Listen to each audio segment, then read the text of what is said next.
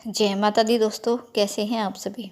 दोस्तों, आज हम इस वीडियो में बात करेंगे 5 और 6 अगस्त 2025 के वृश्चिक राशिफल की। बात करेंगे कि अगस्त माह के ये 2 दिन आपके लिए कैसे रहेंगे और साथ ही दोनों ही दिनों के पंचांग की भी चर्चा होगी। ग्रह नक्षत्रों की स्थितियाँ जानेंगे क्या रहेंगी। साथ ही 5 अगस्त मंगलवार को पुत्रदा एकादशी व्रत भी है, तो इस पर भी चर्चा करेंगे।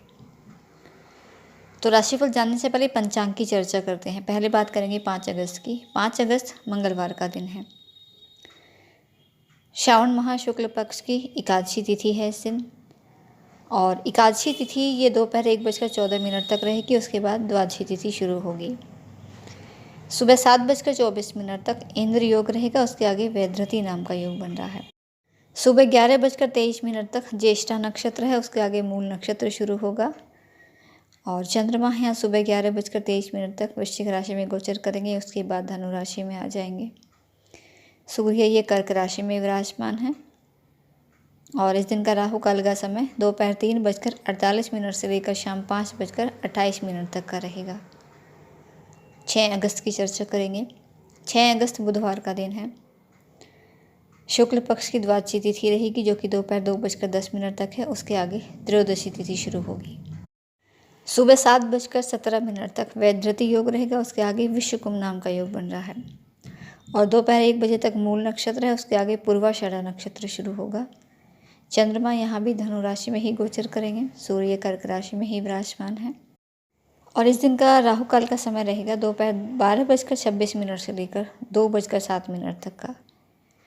तो कोई भी शुभ कार्य करे, नया निवेश करे या फिर नए काम की शुरुआत करे तो राहु काल में करने से बचना चाहिए, क्योंकि राहु काल में किया गया कोई भी कार्य शुभ फलदायक नहीं होता।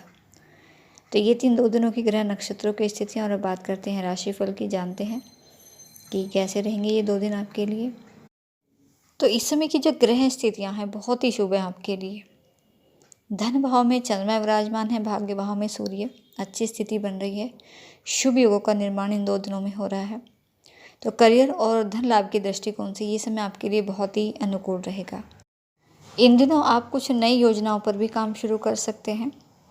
कार्यक्षेत्र का वातावरण बहुत अनुकूल रहेगा।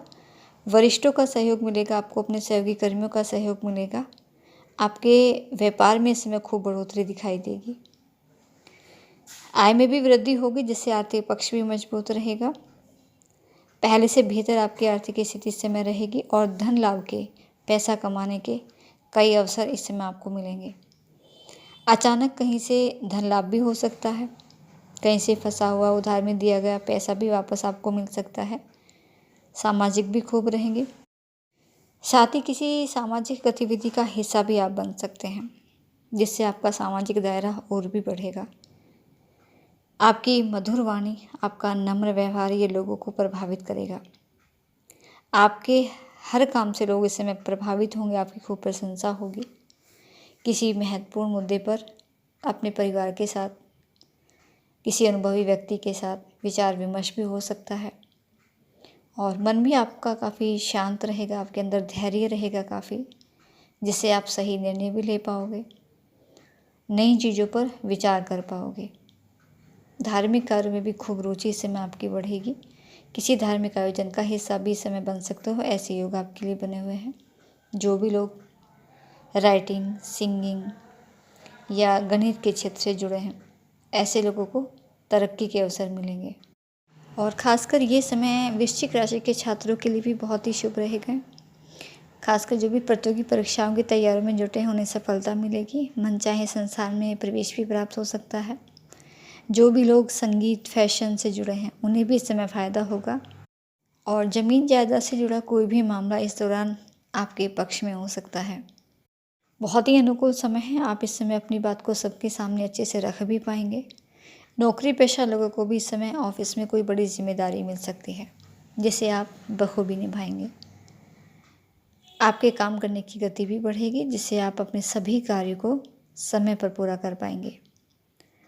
भाग्य इस समय आपके साथ रहेगा। आपके ज्ञान में, आपके विचारों में इस समय अच्छी बढ़ोतरी होगी।